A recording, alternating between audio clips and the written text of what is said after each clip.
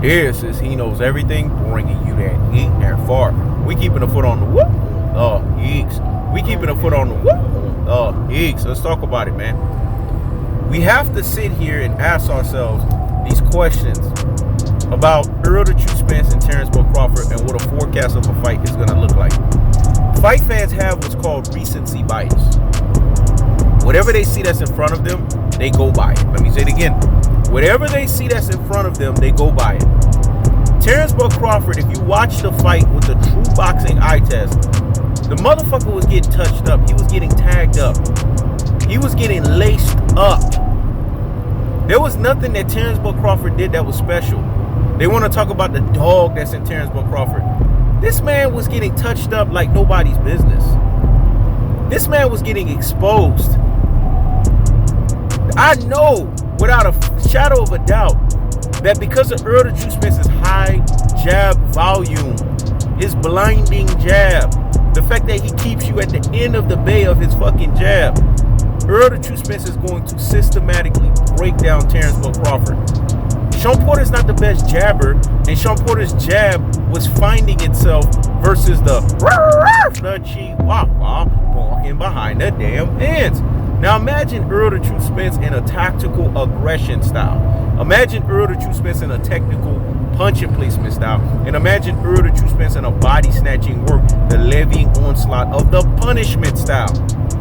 We're talking about Terrence Buck Crawford dealing with a complete package fighter, a stimulus package. He's never faced that in the ring. And I laugh at these pundits. I laugh at these so-called boxing connoisseurs and so-called boxing professionals that say that Errol the True Spence skated up out of there. He didn't skate up out of there. Errol the True Spence couldn't believe what the fuck he saw. He saw a paid to lose. He saw a nosedive affair. Errol the True Spence is shaking his head like, why didn't they stop my fight with Sean Porter? Because what people don't understand is Errol the True Spence dropped Sean Porter fucking twice in the fight that he fought Sean Porter. They don't give Errol the True Spence enough credit for that shit. He had 2 fucking knockdowns. Y'all forget that shit.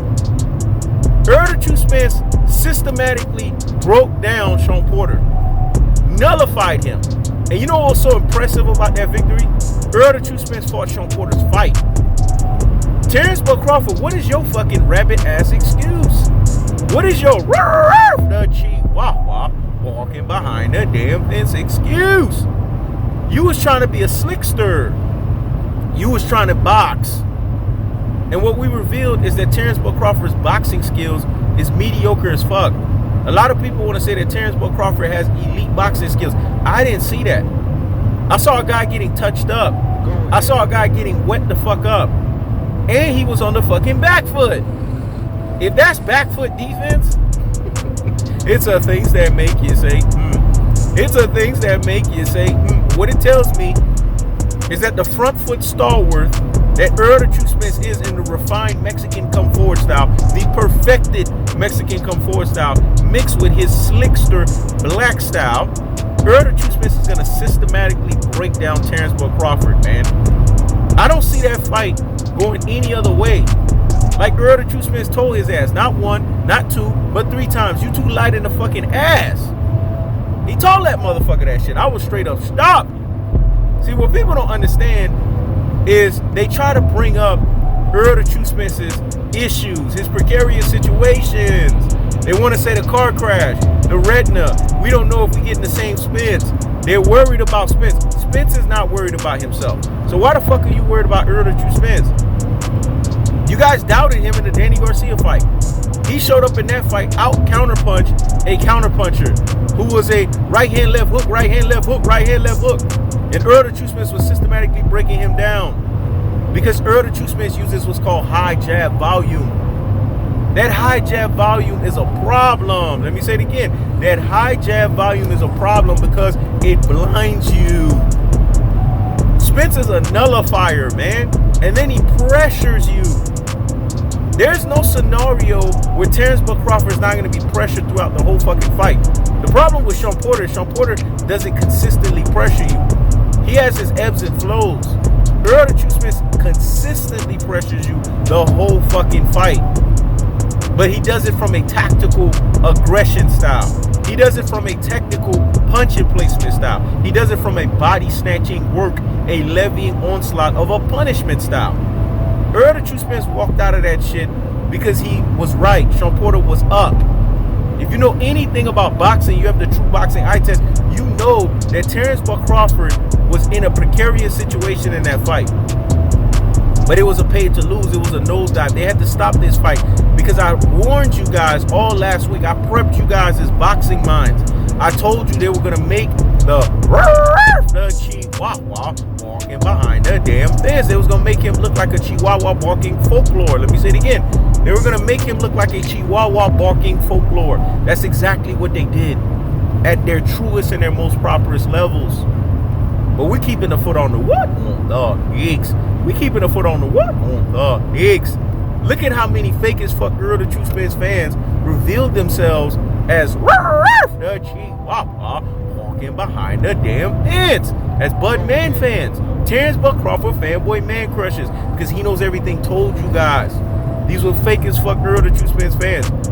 Because if they know anything about boxing, they would know what Errol the Truth Spence did to Shawn Porter was way more fucking impressive. To fight Shawn Porter's fight at the height of Shawn Porter's aggression and to systematically break him down, the Chihuahua barking behind the damn fence. He didn't retire Shawn Porter because the real Shawn Porter didn't fucking stand up. Because Errol the Truth Spence took everything out of Shawn Porter. When you go 12 rounds with Errol the Truth Spence, you are no longer the same fighter. Derrick James is absolutely correct, fundamentally correct, profoundly correct when he says these things. Because at the end of the day, it's Errol the Truth Spence that retired Shawn Porter.